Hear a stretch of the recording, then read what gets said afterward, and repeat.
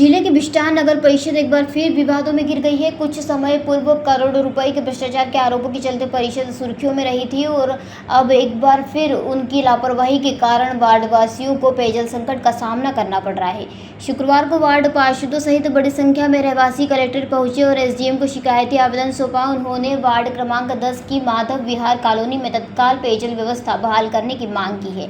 रहवासियों ने बताया है कि माधव विहार कॉलोनी अब पूरी तरह विकसित हो चुकी है और यहाँ बड़ी संख्या में लोग रह रहे हैं, लेकिन पिछले एक सप्ताह से कॉलोनाइजर ने पेयजल आपूर्ति बंद कर दी है। जब इसका विरोध किया गया तो कॉलोनाइजर ने यह कहकर पल्ला झाड़ लिया कि कॉलोनी अब पंचायत को हैंडओवर हो चुकी है, इसलिए अब पेयजल की जिम्मेदारी नगर परिषद की है। वहीं दूसरी ओर नगर परिषद इस संबंध में किसी भी तरह की जिम्मेदारी लेने से साफ इनकार कर रही है। कॉलोनाइजर और परिषद के इस टकराव के बीच आम रहवासी पेयजल संकट से जूझने को मजबूर हैं। रहवासियों ने प्रशासन से मांग की है कि पेयजल संकट से जल्द राहत दिलाई जाए और स्थायी समाधान सुनिश्चित किया जाए। कार्यालय में आने के पीछे कलेक्टर महोदय से मिलना था, जो माधव विहार कॉलोनी नगर पंचायत वार्ड क्रमांक 10 बिस्टान में जो स्थित है, उनके द्वारा जो नगर प्लाट जो आवंटन किए गए थे, सारी सुविधाएं उसमें नहीं पाई जा रही है। और आज तारीख में जिस प्रकार से उन्होंने मेंटेन का पैसा, अन्य चीजों का पैसा लिया है, वो जो कॉलोनीलाइजर है पूरी तरह से व्यवस्था नहीं दे पा रहा है। ऐसी स्थिति में उनका कहना ये पड़ रहा था कि हम नगर पंचायत को हमने हैंड ओवर कर दी, और जब सीएमओ नगर पंचायत सीएमओ से बात करते हैं तो उनका कहना पड़ता है कि ये अभी हमारे पास हैंड ओवर नहीं हुई है। तो ऐसी स्थिति में हम जो कॉलोनी वासी हैं वो पानी के लिए करीबन 8 दिन से तरसते हैं। सीएमओ के पास जाओ तो वो उचित जवाब नहीं मिल रहा है, और कॉलोनीलाइजर पास जाओ तो वो उचित जवाब नहीं दे रहा है। ऐसी स्थिति में कलेक्टर महोदय और एसडीएम साहब से हम मिलने आए हैं। यदि सोमवार तक ये व्यवस्था पानी की सुचारू रूप से नहीं होती है तो आगे हम धरना प्रदर्शन और चक्काजाम करने की स्थिति में हो जाएंगे। मेरा नाम है राजेश मंडली, वार्ड क्रमांक 10 पार्षद। माधव विहार कॉलोनी से आए हैं जो बिस्टान में स्थित है। तो प्रारंभ में हमने जब प्लाट लिए थे तो सारे चीजों को हमने देख के लिया था, और पिछले 5 साल से हमें पानी की सुविधा प्राप्त हो रही थी। अभी पिछले 8 दिनों से पानी की सुविधा प्राप्त नहीं हो रही है क्योंकि वाटर सप्लाई बंद हो गया है। और इसका कारण है कि जो एमपीबी का बिल है कॉलोनी का मीटर का, वो सुचारू रूप से नहीं भरा गया है पिछले 4 महीनों से।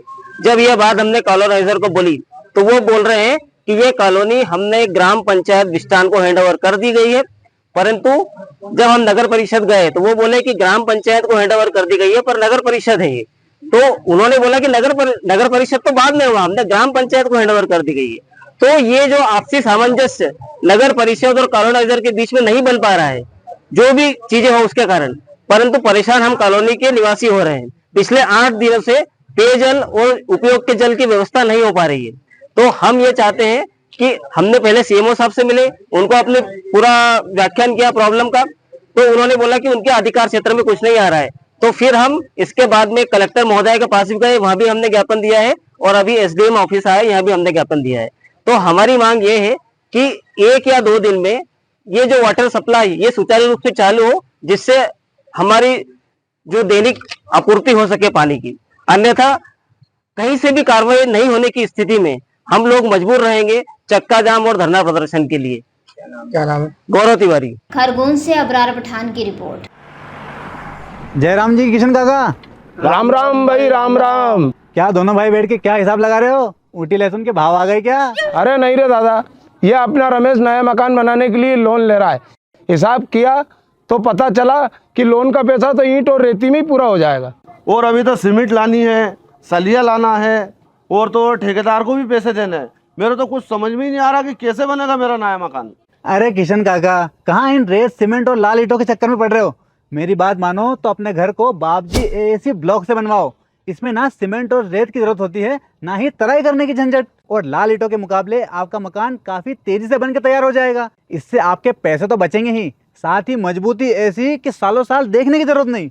और इससे आप अपना मकान ही नहीं, कुएं और खेत की बाउंड्री वॉल भी बनवा सकते हो, जिससे रोजड़ों की समस्या भी खत्म हो जाएगी। वाह भाई, ये तो कमाल की चीज है। फिर तो मैं अपना घर बाबजी ब्लॉक से ही बनवाऊंगा, और मैं अपने खेत की बाउंड्री वाल।